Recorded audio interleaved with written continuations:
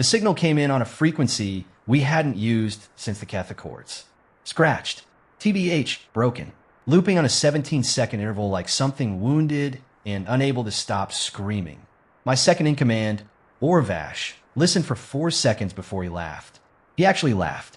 Plus, human, he said, pulling up the spectral tag like it was a punchline he'd already heard. He passed the readout around the bridge, which 3 more officers laughed.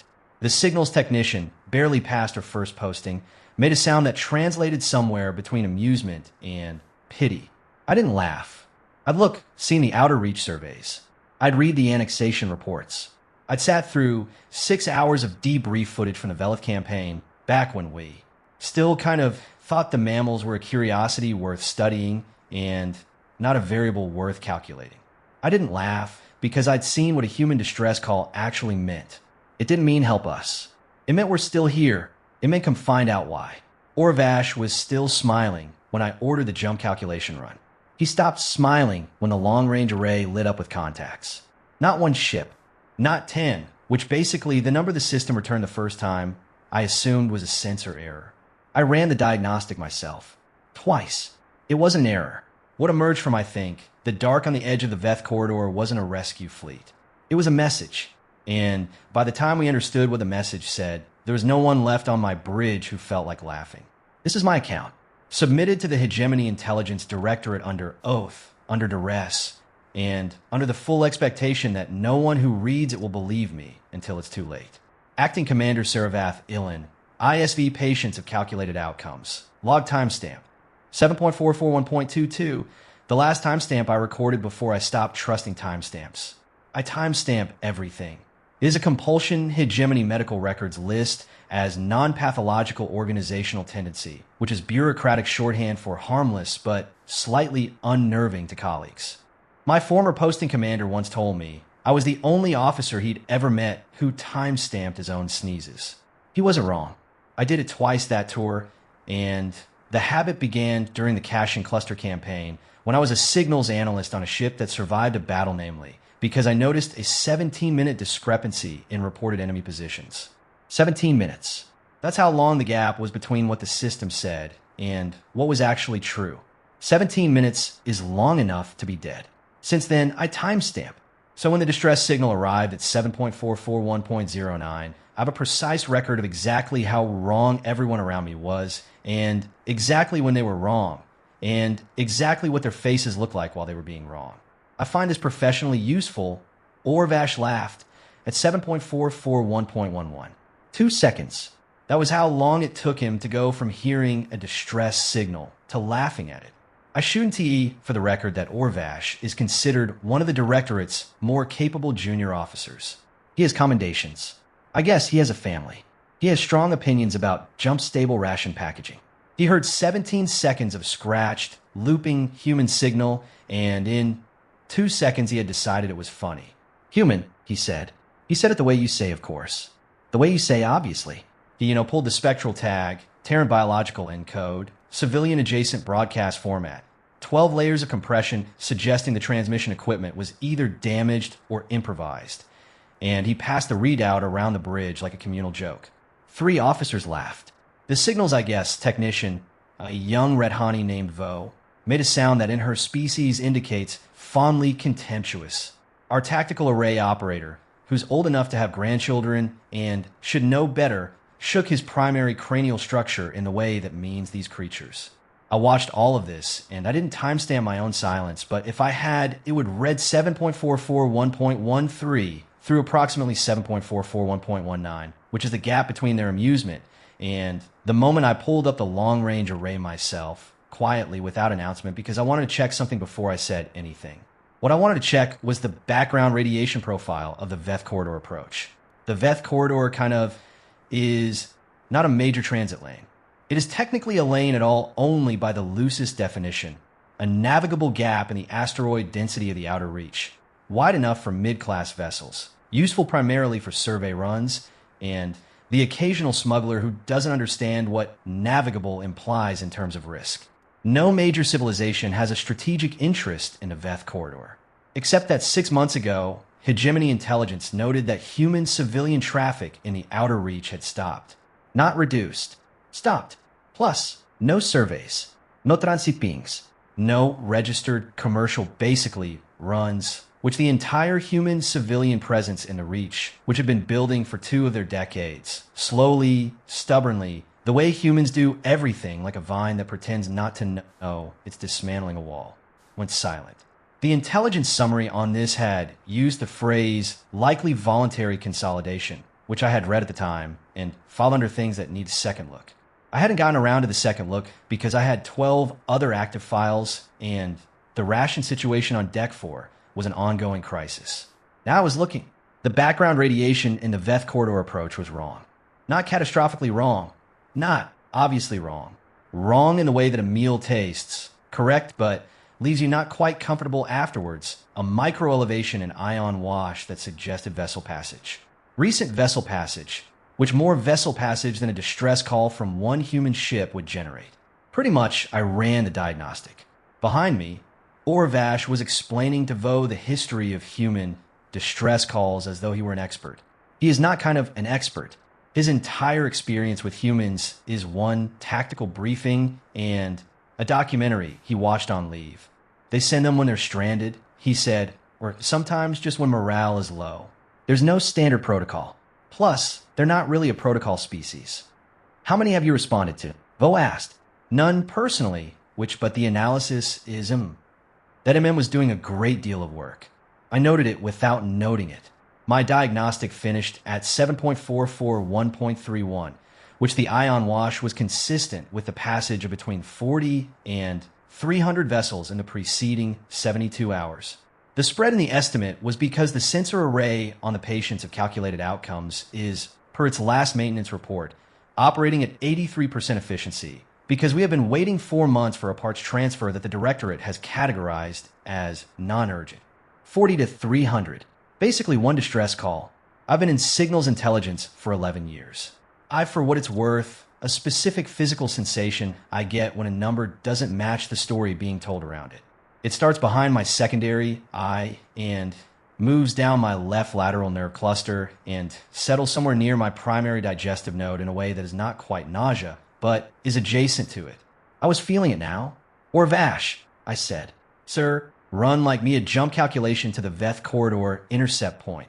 The bridge went quiet in the specific way that bridges go quiet when a commander says something no one expected. Not alarmed quiet, confused quiet. The sound, to be fair, of people recalibrating. We're responding? Orvash asked. Plus, calculate first. Sir, it's a human signal. Procedure for unmapped civilian vessels is a relay ping and a report to the nearest. I'm aware of procedure. He ran the calculation. It came back at 7.441.44.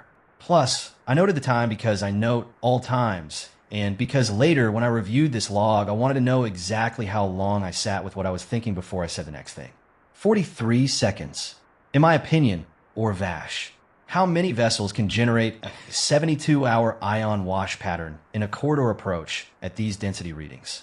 He looked at the numbers, looked at them again. His amusement went somewhere I couldn't see, that's a wide estimate range, he said carefully. Assume the middle. Assume 160. Then you need...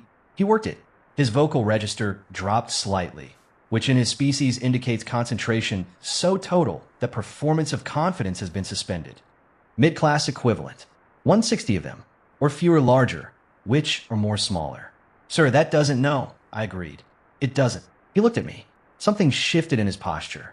Orvash is young, and he's laughed at the wrong things today, but he's not stupid. The signal, he said, is 17 seconds, looping. The loop point is clean. Too clean for a damaged transmitter. The bridge was very quiet now. It's not a distress call, Vo said from her station. Her voice was carefully expressionless. The red honey do expressionless the way other species do screaming. Total, deliberate, controlled. It, I guess, sounds like one. It sounds exactly like one, I said, which took craftsmanship. Orvash said nothing for a moment. Then they wanted us to find it. They wanted someone to find it. And the ion wash means whatever came through the corridor came through before the call. The call is not the beginning. I pulled up the overlay and let them look at it. The wash, the timeline, the gap. The call is the end of the beginning. Something is already here. We're being invited to notice it. Vo made a sound, not the fondly contemptuous sound from earlier. Jump calculation is ready, the navigation officer said. As I think, voice had lost some texture, which I looked at the corridor intercept coordinates. I thought about the intelligence summary. Likely voluntary consolidation. There's a human phrase. I had read it in a cultural briefing once, filed it away, the way I file everything, about walking into rooms where you can't see the walls. The phrase implies that the walls are there, that the room is defined, that you're simply not yet equipped to perceive its dimensions. I was beginning to perceive some dimensions. Or Vash, I said, which when you briefed on humans. What was the mortality threshold estimate for their species before behavioral change? He looked thrown. Sir, the point at which population loss triggers a fundamental strategic shift. Coalition formation. Resource consolidation. The thing their psychologists call threat calculus reorientation, Vo said. She said it like she'd read it recently. Maybe she had. She's, young and curious and reads things I don't assign. It's the point where the math becomes personal, where individual decision-making subordinates to group survival imperative. A beat. They haven't published new civilian transit pings in 6 months. No, I said, they haven't. The navigation officer was very still. I looked at the corridor intercept point one more time. I thought about what 40 to 300 vessels looked like in a debris field. I thought about the 17-second loop, which I thought about the craftsmanship of it, the precision of a signal built to sound accidental. Execute the jump, I said. We jumped at 7.4 for 1.58. Plus, I noted the time. I noted it because what I didn't know as we went into transit was that this would be the last timestamp. I recorded in a state of believing I understood the situation. Everything after this timestamp, I recorded in a state of revision. The transit, I guess, took 40 minutes. 40 TBH. Minutes is long enough to review records, which I did. Long enough to eat, which I didn't. Long enough for Orvash to come stand near my station twice without saying anything, which he did, and which I interpreted as questions I don't know how to ask yet. I pulled a human file. The Hegemony's intelligence archive on Terran civilization is 14 years old in its primary assessment, which is the kind of thing that happens when a civilization is categorized as developing non-threat, and the personnel hours get reallocated to more pressing concerns. The updates are thinner. The later updates are thinner still, and the most recent entry, filed 8 months ago by an analyst whose name I recognize from the cache and cluster era, a sharp and thorough officer who I trust with difficult material, had been flagged pending review and buried under 3 layers of departmental routing, which means nobody important had read it. To be fair, I read it now. It was 43 pages. The title was Revised Assessment, Terran Consolidation, and Resource Militarization in Outer Reach Territories. I got through 6 pages before we dropped out of transit. 6 pages was enough. 6 pages told me that for the past 3 years, while the hegemony was categorizing humans as developing non-threat and reallocating our intelligence budget to the Kreth border situation, the humans have been doing 3 things simultaneously, mapping every hegemony patrol route in the outer reach, converting their civilian long-haul transport fleet into something that was not quite a warship, and not quite not a warship, and quietly, without announcement or declaration, moving assets. A lot of assets. The analyst's note on page 6 read, Standard Terran doctrinal behavior. Infrastructure precedes declaration. By the time a Terran territorial claim is announced, it's already been established. We are likely already behind the informational curve on reach disposition. We dropped out of transit at 7.44 3.19. I was still reading page 6 when the array lit up. The number returned the first time, I assumed was a sensor error. I ran the diagnostic myself, and it was not a sensor error. Vo said something in Red Hani that I don't have a translation for. The navigation officer pushed back from a station and then pushed back further like he wanted distance from the display. Orvash made no sound at all. I sat with the number for approximately 4 seconds. Then I timestamped, I think, at 7.44 3.23. The number was 212, plus 212 vessels in the Veth corridor approach, arrayed in a formation I didn't recognize from any hegemony tactical database, sitting silent and dark and waiting in the debris field like something that had never needed to announce itself. And in the center of the formation, transmitting on a loop on 17-second interval, one single human vessel. Still broadcasting, plus still looping. The signal, heard now from 400 kilometers away rather than the long-range buffer, was cleaner. The compression artifacts I'd read as damage, I now read differently. They weren't damage. They were style. Someone had built a distress call to sound like a distress call the way a very skilled actor sounds like they're improvising. Every scratch, every loop artifact, crafted, deliberate. A signal designed to travel exactly as far as it traveled, sound exactly as desperate as it needed to sound, and bring exactly whatever ship was closest to this exact point. Basically, bring them here. To this. My comms officer turned her seat. Her face had the particular quality of someone waiting for instructions, because her own instincts have run out of road. Kind of, sir, she said. They're hailing. Of course they are, I said. I straightened and I mean my chair. I noted the time. I opened the channel. The voice that, for what it's worth, came through as unhurried.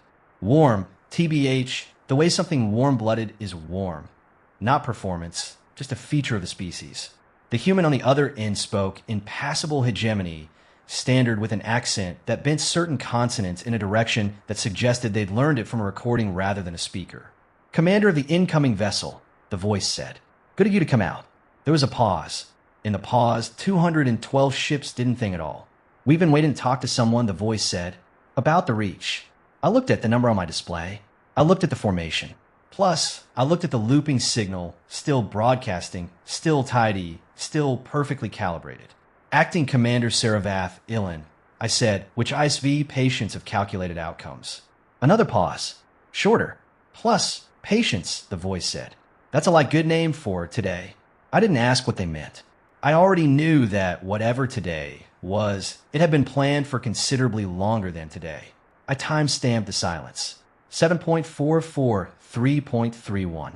And waited to find out what I'd been invited to witness. You know, her name was Vasquez. I learned this because she volunteered it, which is not standard diplomatic protocol. Standard diplomatic protocol, across most spacefaring civilizations I've encountered, involves titles, designations, rank markings, and a great deal of careful positioning before personal identifiers are exchanged. Personal names are relational currency, which you don't spend them before you know the exchange rate. She spent hers pretty much in the first 30 seconds. I mean, Commander Vasquez, she said. Joint Terran Authority, Outer Reach Operations. You can call me Vasquez. Plus, everybody does. I noted 7.44, 3.35. Noted, name given without request. Possible establishing of informality as strategic posture. Possible genuine informality. Humans are frequently genuinely informal. Distinguishing between the two is the difficulty. Plus, Commander Vasquez, I said, you are aware that the hegemony has jurisdiction protocols for the Veth corridor approach. She said. In my opinion, that sound again. I had now heard it from two different humans adjacent parties in one day, and it was doing the same amount of heavy lifting both times. In hegemony, standard carries the texture of mild acknowledgement. In the human mouth it carried. I was beginning to understand the texture of yes, and I have a relationship with that fact that you may find instructive. 212 vessels, I said. In a non designated transit corridor. 216, actually, she said. For more came in during your transit, which took longer than we expected. I noted the time again. I guess, not because it mattered, because the habit steadies me, and I needed steadying. Commander, I said, I need to understand what I'm looking at. There was a pause. I had begun to track her pauses the way I track timestamps, because they were doing rhythmic work. This pause was 4 seconds, which I'd come to understand was Vasquez's version of I'm deciding how much to give you. What you're looking at, she said, is a question. That's not an answer. I know. The question comes first. I heard something in the background of her channel. Voices, movement, the low metallic sound of a ship that has a great many people in it doing a great many things. The hegemony put a survey marker on the reach 15 years ago. Jurisdictional intent. Plus, you know what was out here when you marked it? I was not involved in nothing, she said. There was nothing. Some rock, some dust, a navigable corridor that nobody used. The hegemony marked it because marking things is the first step, and the reach was going to be the next step after that. Her voice remained warm. It remained unhurried. That's not a criticism. That's just how expansion works. You mark, you plan, you move. Standard practice, in my opinion. We do it too. Commander, what changed, she said, is that while the hegemony was planning its second step, we were already on the third. We've been on the third for 2 years. The infrastructure is built. The survey data is ours. Plus, the supply chains are ours. The settlements. And there are 11 of them. Commander, 11, I'll send you the coordinates, are ours. A beat. The reach is settled territory. I let that sit for a moment. In my peripheral vision, Orvash had gone very still. Vo was doing something quietly at her station that I recognized as pulling up legal protocol references, which was a correct instinct and also, I suspected, going to be somewhat unhelpful in the current context. Commander Vasquez, I said, the hegemony jurisdictional marker is not the same as settlement, she said, gently, like someone who has had this conversation before, in their own head, many times against many versions of the counterargument, and has come out of it comfortable. We know the difference legally and practically, which we've done the research. The marker establishes intent, which settlement establishes fact. A pause. 3 seconds, which I'm not here to argue law with you. I'm here because the law is going to take a long time and the facts are already here.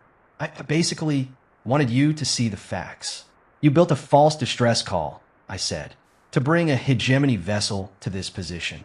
I built a very convincing distress call, she said, because you didn't have come otherwise. Plus, you'd have filed a report, and the report would have gone to review, and the review would have taken months, I said.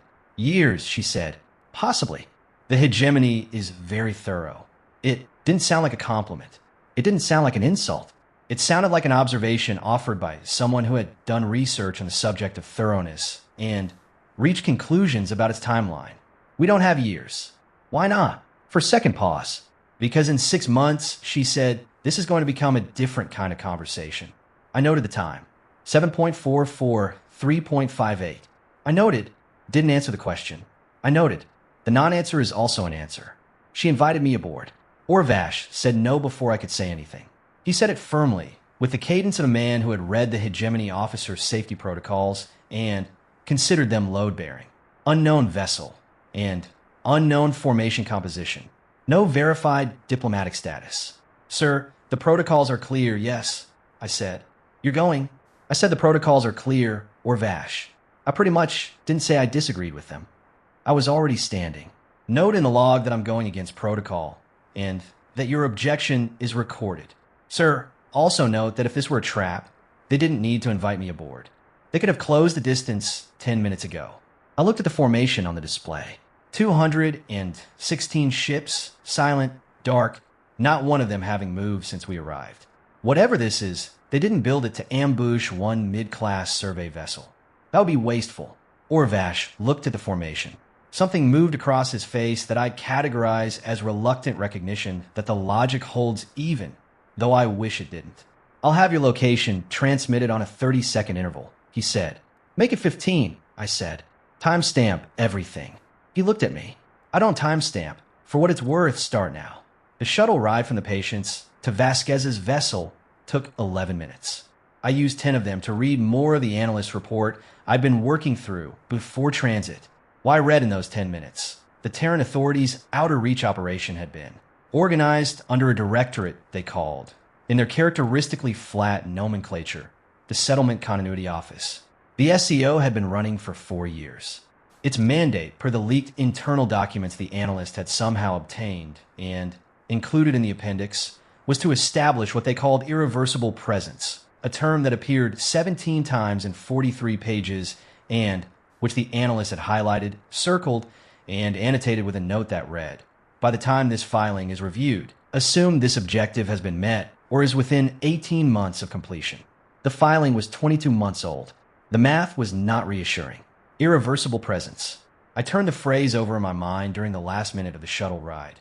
Looking at the hull of Vasquez's ship, a converted long-haul freighter, I could tell from the structural modifications, the kind of conversion that doesn't show on a weapons registry because it's technically not a weapons conversion. It's a structural modification, and structural modifications have a different form and a different review process, and the difference between the two, I was beginning to understand, was a gap that someone had planned for. Gap had been planned for by the same people who planned a distress call to sound exactly desperate enough to be believed. The airlock opened. Commander Vasquez was exactly where she said she'd be, standing at the threshold in a jacket that said Joint Terran Authority in the kind of low-key lettering that didn't shout, but also didn't whisper. She was shorter than I expected. Plus, I basically realized that means nothing. I had no basis for an expectation. But there's a voice register that implies physical scale, and her voice had suggested something taller. She put out her hand. I knew the gesture. Terran greeting, physical contact implied, the specific hand position indicating openness of intention. I had read about it. I had never had one extended to me. I took it. Her grip was firm without being architectural about it. She was not trying to prove anything with the grip. She shook once and let go, which the briefing materials describe as the standard completion of the gesture. "Thanks for coming." "Well," she said, like I crossed a parking lot. "I sort of was curious," I said. "Good." She turned and walked. I guess I followed. Curious is useful. The interior of the ship was louder than I expected. More crowded. Every corridor we moved through had people in it, moving with the particular efficiency of people who know where they're going and why, and the corridors smelled of machine oil, and something warm I couldn't identify, and the specific staleness of recycled air that has been recycled by a large population for a long time. These weren't diplomats.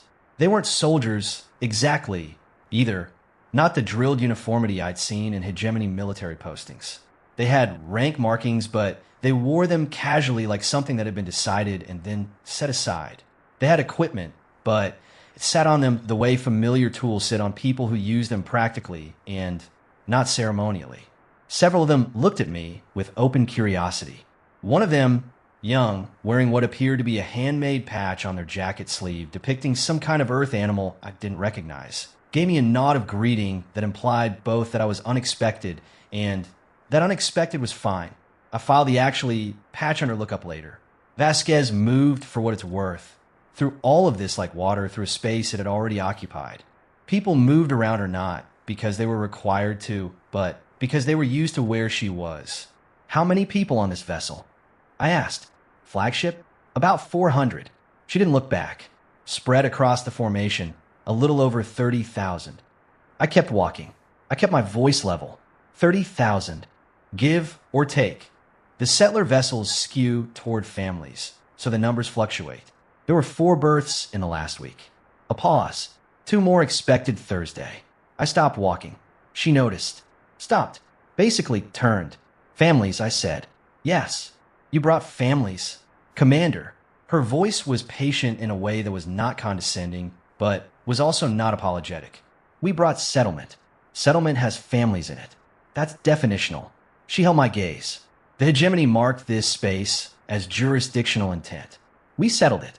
Those are 2 different things, and the difference is 30,000 people, of whom a non-trivial number are children and approximately 40 aren't yet born. A beat. The Reach is not a negotiating position. It's a home address. I looked at her. I thought about the phrase irreversible presence. I had understood it, reading it, as a strategic objective. An administrative goal. A thing that would need to be completed before it became real. It was already real. It had been real for 2 years. I was standing inside the realness of it, surrounded by the smell of machine oil and recycled air and 30,000 people who had moved their lives to the edge of charted space and weren't, from everything I could observe, planning to move them back. "Come on," Vasquez said. "The briefing room's this way, and I want to show you something." The briefing room was functional in a way that military rooms are functional. No wasted space. Everything on the walls working for its presence. A central table that had clearly had coffee cups on it for most of its existence because the surface had achieved the particular patina of long-term coffee cup residency. She showed me the survey data first. I guess 11 settlements. She had the coordinates as promised, and she had the construction timelines, and she had the population registries, and she had the resource surveys, and she had the agricultural output projection for the next 10 years, and she had the school enrollment numbers, and she had the records of marriages and deaths and births, including the one that had, I guess, happened 3 days ago to a family from a Terran region called Manitoba who had named their daughter. This detail she offered without prompting, and I couldn't determine why she offered it except that perhaps it was important to her that I understand the specific texture of irreversible after the constellation visible from their settlement window. The child's name was, in Terran Standard, a word that meant bright. The hegemony, I said, will send more than one ship. Yes, she said, more than one ship with more than one mandate. Yes, and when they do, we'll show them this, she said. She meant the survey data. She meant the population registries. She meant the girl named Bright. We'll show them exactly what's here. Plus, what's been here. What's been here too long and is too deep to uproot without doing something that neither of our civilizations wants on its record. I looked at the numbers on the display, the settlement counts, the birth records. You planned this, I said, the whole thing. The mark, plus the gap, the settlement timeline, the civilian conversion fleet, the distress call. We planned the part we could plan, she said. Some of it we adjusted as we went. You can, in my opinion, actually plan 30,000 people. You can create the conditions, and then they go do what people do. Which is, make it home, she said. Simply, like it was obvious. Plus, like it was the only thing people had ever done with any piece of the universe they'd been given enough time in. I sat with that for a moment.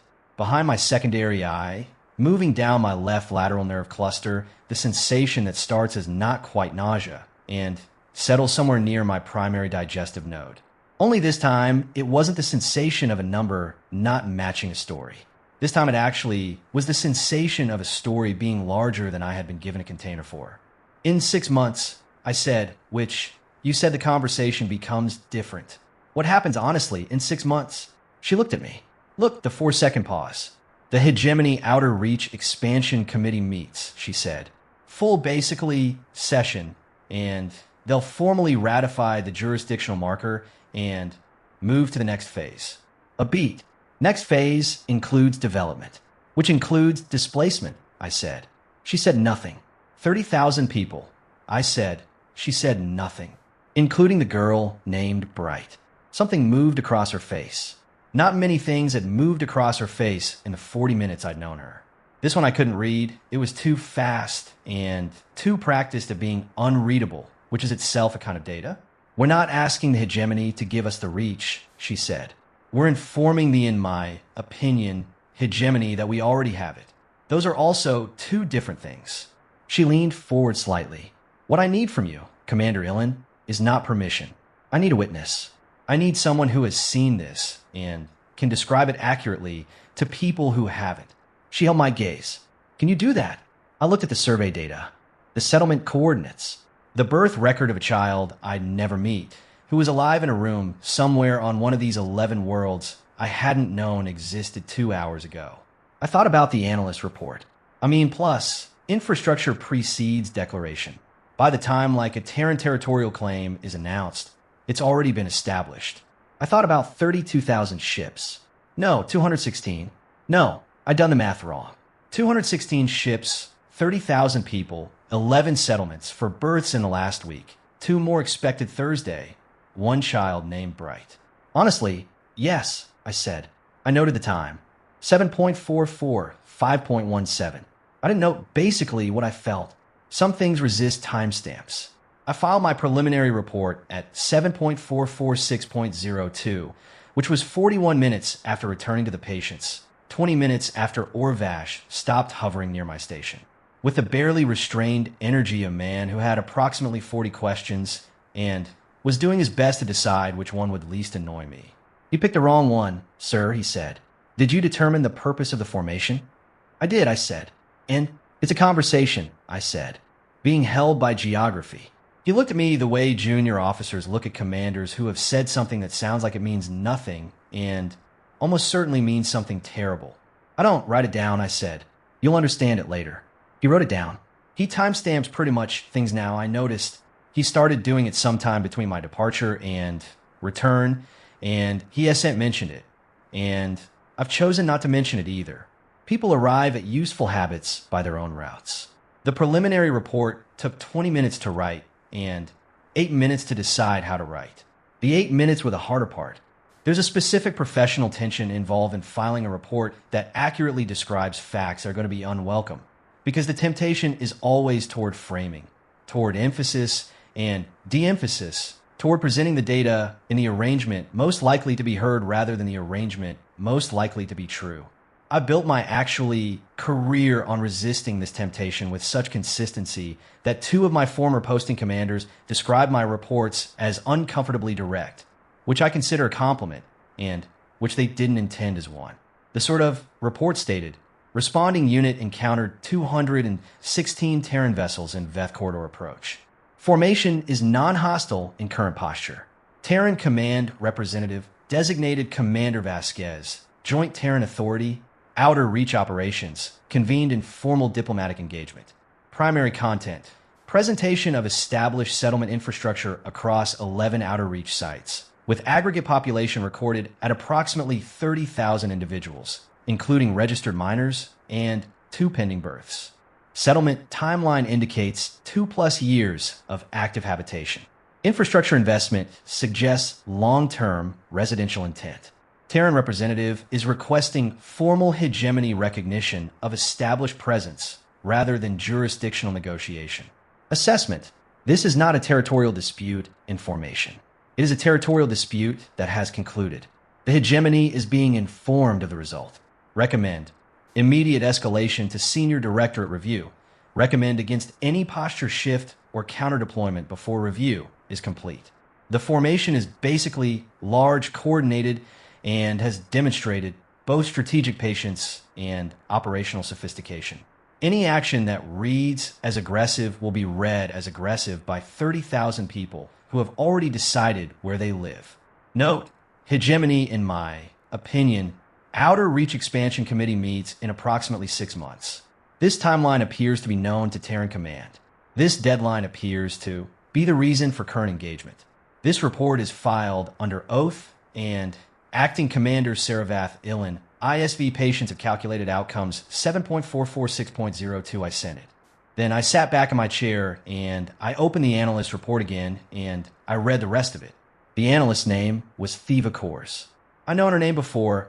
I'd recognized it when I first saw the report because she and I had overlapped at the cache and cluster posting for 8 months back when we were both analysts, before she transferred to external assessment and I moved toward command track. She was one of the sharper people I had met in 11 years of this work. She filed her reports in the same way I filed mine, with the particular plainness of someone who has no patience for the space between what's true and what's said. Her, I guess, report's final section was titled, in her characteristic lack of ceremony, Projection and Implication. It read, "The Terran Outer Reach Settlement represents the first major test of hegemony jurisdictional expansion doctrine against an established spacefaring civilization that has independently chosen to contest it. Previous jurisdictional disputes have involved either pre-space flight cultures, dissolution of defunct civilizations' territorial claims, or bilateral negotiation with civilizations that entered the process from a position of relative parity. Terrans don't negotiate from parity. They negotiate from fait accompli, which their preferred strategic posture is to resolve the question of possession before the question of possession is formally raised, then offer dialogue on the terms of recognition rather than the terms of ownership. This posture has been observed in historical Terran territorial behavior on their home world across documented centuries. It is not a recent adaptation. It is how they work. The relevant projection is not whether the hegemony will contest the Reach settlement. Internally, this is already decided. The committee will contest it. The relevant projection is whether the hegemony will understand, before acting, that the Terran settlement is not a negotiating position. It is a residential population of 30,000 people, with 2 years of embedded infrastructure, legal birth records, and presumably the graves of those who didn't survive long enough to see the settlement established. They will not leave. Plus, the committee's question will be whether the hegemony is prepared to make them leave. My assessment: the hegemony is not prepared for what making them leave would cost. My concern: the committee doesn't yet know the extent of its unpreparedness. This report should have been escalated 14 months ago. Analyst Thiva Kors, External Assessment Division filed. 22 months prior to present, I closed the report. I sat with it for a while, which the patience made its normal sound around me. The rhythmic ventilation cycle, the faint vibration of secondary systems, The sound of Orvash moving from station to station, doing whatever Orvash does when he's been given nothing specific to do and is trying to make himself useful. He's a fidgeter. I've been logging it. In tense situations, he moves things from one location to an adjacent location and then, a few minutes later, moves them back. He, to be fair, has done this with the same data pad 4 times in the past hour. I watched him move it a 5th time, and I thought about 30,000 people, and the graves Thiva had mentioned. The one she'd included as an aside. Presumably the graves of those who didn't survive long enough. She'd offered it as a sidebar detail, the way you offer something you know matters but can't fully quantify. I hadn't, to be fair, thought about the graves until I read it. Now I was thinking about them. People don't bury their dead somewhere. Temporary, that's not a strategic insight. That's just, a thing that's true about what burial means. You don't carry a body to a temporary place and put it in the ground. You put it somewhere that's going to stay. Somewhere the grave will still be a grave in 10 years. 50 years and 100, and someone will be able to find it, and the finding will mean something. If the hegemony attempted displacement, I was not yet calling it anything else. I didn't have the information to call it anything else. They'd be displacing people who had buried their dead in the Reach's soil. I thought about how that would go. I thought about the 216 ships, dark and patient in the debris field. I thought about actually the distress call, the craftsmanship of it. The way it was built to travel exactly as far as it needed to travel. Not an accident, not improvisation. A tool built for a specific purpose by people who understood what they needed it to do. The distress call hadn't been aimed at the hegemony's military. It had been aimed at exactly the kind of vessel that would receive it. A mid-class survey ship, not a warship with an officer. In command who had access to the Directorate's communication channels and enough seniority to file a report that would be read by someone who mattered. It had been aimed at the fastest possible path between we have evidence and the evidence is on record. I was the path. I had been chosen for this not because I was powerful, but because I was the right shape. I noted the time, 7.446.39. I noted, I'm a message, and the hail from Vasquez's ship came at 7.447.11. Commander Ilin. Commander Vasquez. Did you file it? I had an odd moment, brief but documented, of wondering whether to be bothered by the assumption. Whether to find it presumptuous that she assumed I'd file an honest report, that she'd engineered this entire operation around the expectation that I specifically, chosen from the array of vessels that might have responded, would be the kind of officer who filed accurate reports. And then I thought about Thiva's report sitting in a review queue for 22 months.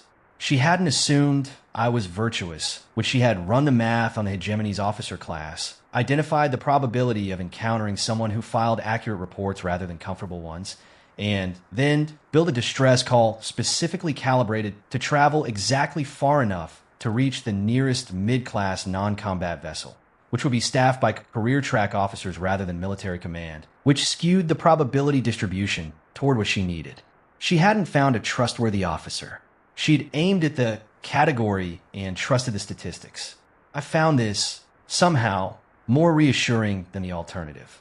Well, yes, I said. I filed it. Thank you. I didn't do it for you, I said. I know. A pause. 3 seconds. Not the 4-second one she used for decisions. This one had a different texture. Commander, she said, I want to show you one more thing. Funny enough, she sent it over data channel rather than asking me back aboard. A file. Dense, compressed, flagged with Terran Authority, authentication seals. It took my system 4 minutes to verify the seals and another 2 to decompress the content. It was a secondary survey, not of the Reach settlements and of the region beyond the Reach. I had read the hegemony's expansion projections. The Reach was Phase 2, the region beyond it, the outer cascade, in hegemony cartographic notation, was Phase 3, still 5 to 8 years from any formal jurisdictional engagement. The secondary survey showed 17 additional sites in the outer cascade, not marked, settled, and population count across all 17, 11,000. Smaller settlements, plus earlier infrastructure. One of them, the survey noted, had been established only 4 months ago and was currently 11 people living in prefab structures with no permanent construction yet begun. But 11 people are 11 people, and they were there. I looked at the 17 sites for a long time. Then I TBH looked at the 11 settlements in the Reach. Then I looked at the 216 ships in the Veth Corridor debris field. And I understood, finally, the full architecture of what I was looking at. The Reach settlements weren't the argument. They were the demonstration. The argument was, this is what we do. This is, how we work. We move, we settle, we make a home, and then we inform you. We have been doing this while you planned. We are already doing it in the places you plan to plan next. The, I guess, timeline you're working from is not the timeline that exists. The question Vasquez was asking the hegemony, the question she needed on the record, needed a witness for, needed an officer with access to the right channels to carry back, was not what you recognize what we've built. It was honestly, do you understand what you're looking at? Because if the committee went to session in 6 months, moved on the sort of reach without understanding what they were looking at, they'd not be displacing a territorial claim. They would be doing something much louder than that. And the Terran Authority had 216 ships in the corridor with 11,000 more people already seeded into the next territory and the territory after. That moving, settling, making it home in the particular unhurried and unstoppable way of a species that doesn't announce its claims until the claim is already the kind of fact you have to decide how to live with. The distress call played again in my memory. Well, 17 seconds, looping, clean. Come find out why. I had come. I had found out, and now I understood the second thing it was saying, the thing underneath the call for help. Tell someone. I opened, to be fair, a new report. The second one of the day. Longer than the first, addressed not to the standard directorate intake, but directly to Directorate Senior Assessment, flagged urgent, flagged for the attention of the desk that handled Thiva's original filing. I noted the time, 7.447.53. I wrote for 40 minutes, which when Orvash brought me something warm that smelled like the patient's attempt at a stimulant beverage. It tasted of approximately 4 things it shouldn't taste of. I drank it without stopping writing. He stood there for a moment. What are you writing? He said. A map, I said. Plus of what? Of where we already are, I said, versus where we think we're. He looked at the secondary survey, still open on my secondary display. Sort of the 17 sites.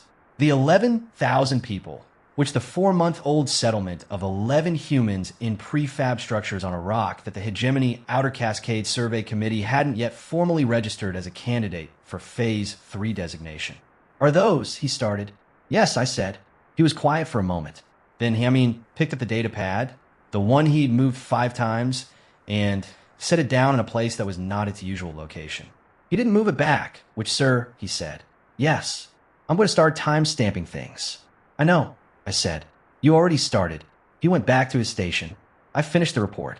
I sent it at 7.449.33, with a note at the top that read, this is the second report. The first covered what I was shown. This kind of one covers what I understood from it.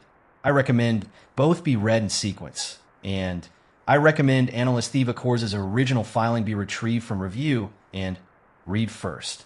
The reach is the demonstration. The question is whether we understand what's being demonstrated. Hill and I sat back. Outside the pretty much Patience's hull, 216 ships waited in the dark, patient as their name implied.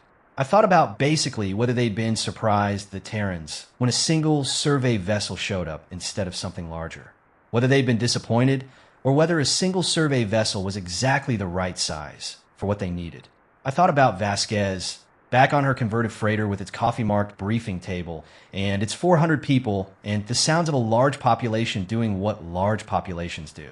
I thought about 11 people in prefab structures on a rock nobody had named yet, making it home. I noted, to be fair, the time, which I noted that some things resist timestamps. I noted it anyway. The director responded at 7.451.09. Not to me, to the formation. I know this because Vo caught the signal on the long-range array at 7.451.14, 5 minutes after director reception, would have logged my second report, which means either someone in the senior assessment chain read it in record time and immediately made a decision, or, more likely, someone had been watching the Veth Corridor approach on independent arrays before I filed anything. And my reports had confirmed rather than revealed, and the response had been ready and waiting for the right sequence of incoming information to authorize its deployment. Honestly, I noted this. I noted what it implied, about the hegemony's knowledge of the situation prior to my arrival. I filed the implication without the note because some things you put in the formal record and some things you keep an informal one, and the informal record is the one you live with rather than submit. The signal was not military in its encoding. It was diplomatic. High band priority, hegemony directorate authentication, addressed to the Joint Terran Authority, outer reach operations, flagged urgent formal. The diplomatic channel carries specific structural markers that distinguish it from both standard traffic. Military command. Look, different compression ratios, different handshake protocols, a specific layering that signals this is a conversation, not a command. Sir, Vos said, Terran formation is receiving. I can see that. What does it mean? It means, I said, that someone read the reports faster than I expected. Or someone already had their hand on the door and the reports told them to open it. This, I guess, was the version I believed. I put it in the informal record, and Vasquez contacted me at 7.451.44, which was 30 seconds after the directorate's signal completed transmission. Her voice had a different texture, not different in content. She was still unhurried, still warm in the warm-blooded way that isn't performance.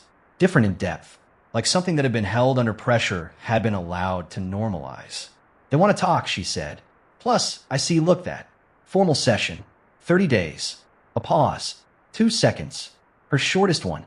Commander, I want you to know, we didn't expect the escalation to move this fast. You built a mechanism for fast escalation, I said. We built, a mechanism for escalation, she said. We were planning for the slow version. The committee session timeline, the review queue, the filing chain, we expected to spend 6 months managing bureaucracy. She paused. Your reports went to senior assessment in 3 hours. I thought about who had given me the direct address for the senior assessment desk. I thought about Thiva Course. Her report. The 22 months, well, in the review queue. I hadn't, when I filed, thought about why I had that address. I had thought about it the way you think about a tool you've been carrying long enough that its weight is just part of how you feel, present, unexamined.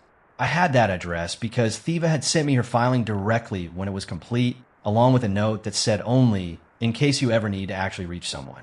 I'd kept it for years, which I had used it this morning without thinking about the reason she'd sent it. I thought about it now. She had been filing reports into a review queue for 2 years, watching them disappear into administrative depth, knowing the timeline, knowing what the timeline meant. So she had sent me the address for the desk that could actually move things years before I'd need it, on the assumption that one day I'd. Thiva was not, surprised to receive my reports. I suspected Thiva had been waiting for my reports. I suspected she, to be fair, knew who was going to respond to the Veth corridor hail the moment the signal was broadcast, because she'd done the math on the patrol rotations, identified the vessels in range, identified the commanding officers, and concluded that the one most likely to file accurate reports under pressure was a mid-class survey commander with 11 years of signals experience who time-stamped everything. I was a message. She had addressed me to herself. 30 days, I said to Vasquez. Is that enough time? It'll have to be, she said. The berths are still coming. I noted the time. I noted that I didn't ask a follow-up question because the follow-up question would have been about the outer Cascade sites, and I hadn't included the outer Cascade survey in my formal reports. I had included it in the informal record, in the thing I was building privately, the document that had no timestamp and no directorate header, the one that was just me trying to understand the shape of something too large for the standard container. The outer Cascade survey was not my information to formalize. Not yet. Maybe not ever. Plus, maybe it would appear on its own the way the Reach had appeared, already established, already residential, already the kind of fact that requires a decision about how to live with it rather than a decision about whether to permit it. I thought the hegemony's outer expansion committee was going to have a strange 30 days. I was glad I was not on that committee. Orvash, came to stand near my station at 7.452.00 with the particular posture of a man who has something to say that he's been forming for several hours. Sir, he said. The laughter. Yes, I said. I want to note, formally, for my personal record, that it was premature. I know, Orvash. He stopped. Started again. He is not a man who starts and stops sentences frequently. He's generally the kind of officer who says the complete sentence or says nothing, and the starting and stopping was itself information. I basically knew they were a developed civilization. I knew the briefings. Plus, he paused. I had read the summary, which not Coors' assessment. The standard overview. The 114 years out of date, I said. Yes. He looked out the viewport. Plus, the formation was still there, patient in the debris field. In the summary, the 14-year one, there's a section on there. I TBH think the phrase was territorial instinct. The assessment was that it made them reactive rather than strategic. That they responded to threats rather than projected them. The assessment was based on 14 years of observation from the outside. I said, I know for what it's worth then now. He paused again, which not indecision. Something else. They were planning this when we were writing that assessment. Yes, they were building the settlement infrastructure, while we were sort of writing that they were reactive. Yes, that's... He searched for the right framing.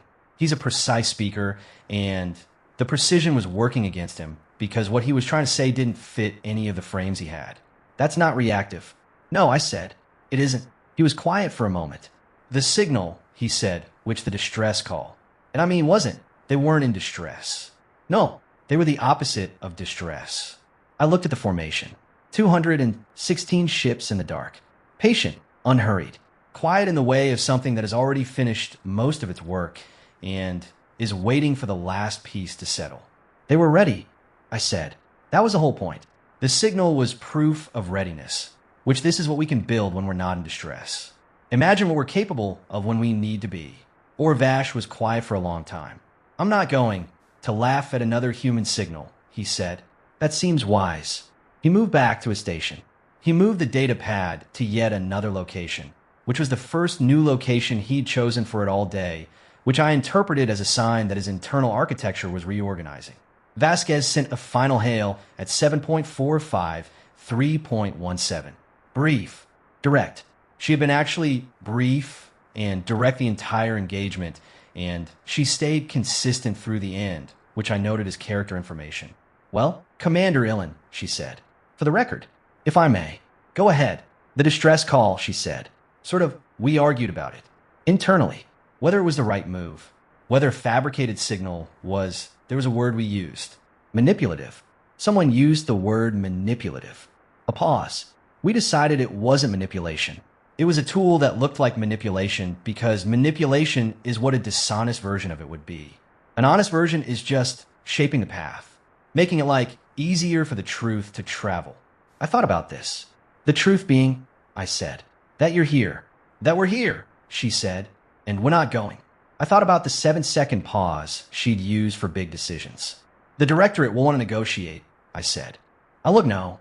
The committee will want concessions. I know. What will you give them? A pause. For seconds, and then 5. Then 6. Time to understand what they're looking at, she said. We'll give them to be fair that... She closed the channel. I looked at the viewport. The formation hadn't moved. It hadn't moved the entire time we'd been here. Not one ship adjusting position. Not one active scan ping. Not one power signature fluctuation. They sat the way old things sit. I guess mountains, tides, and things that don't need to announce their intentions because their intentions are already accomplished.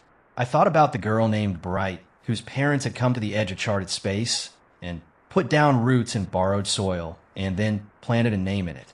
I thought about 11 people in prefab structures on an unnamed rock for months in no permanent construction yet, making do with what they'd brought, which was apparently enough. I thought basically about the formal diplomatic session in 30 days, the committee, the concessions, I guess the negotiation. I thought, the negotiation is already over. The negotiation was over the moment the first family put their belongings down in the first settlement and decided this was home. The formal session will produce language and frameworks and agreements that will eventually look like a resolution. But the resolution happened in the dirt. It happened in the buried graves and the birth records and the school enrollment numbers and the agricultural output projections and the name of a child who will grow up looking at stars that the hegemony's cartographic database still lists as unclaimed. We will claim them. With language, with committees. With the formal machinery of diplomatic recognition, she will grow up in a place that already was. I honestly filed a third report at 7.454.00. Plus, it was short. One paragraph. No analysis. And just the final data point of the engagement. Noted for the record, because I note everything, and this was the thing I most needed on the record. 216 Terran vessels remain in position in Veth Corridor approach. Formation status. Static, non-threatening. Hegemony Directorate Diplomatic Channel has been opened, which 30-day formal session scheduled. Situation currently, I guess, stable, and recommend reassignment of Analyst Theva Corza's original assessment from pending review to primary reference material for the diplomatic session. Personal note, appended under Acting Commander Authority. The distress call that initiated this engagement was a fabrication. It was also the most accurate thing broadcast in the Veth Corridor today. Someone was in distress. Plus, it was not the Terrans. It was the 14-year-old assessment still being used to understand them. We are the ones who needed rescuing from our own information. They sent a kind of signal, and we came. That is, I think, the whole story. Saravath, Ilan, ISV patients have calculated outcomes 7.45, 4.00. So, yeah, I stayed on the bridge for another 3 hours. No particular reason. The situation was stable. Orvash had things handled. Vo was deep in something on her station that she didn't explain and I didn't ask about. The formation sat in the debris field, which I drank whatever the patient was producing and pretended to believe it was a beverage. At some point, I guess, I noted it at 7.455.44 when the Terran ships adjusted its position. Not much. In my opinion, minor correction, the kind of drift compensation that automated systems make constantly in an asteroid field. The kind of thing you only notice if you've been watching for 3 hours.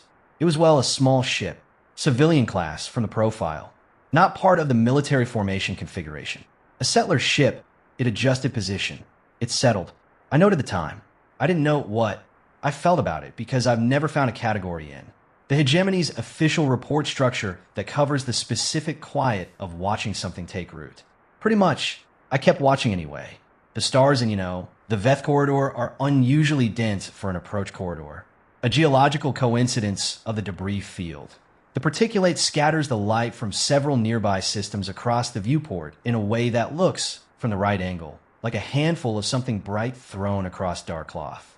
From the right angle, I noted the time, which I noted that I had run out of things to timestamp. I noted the stars.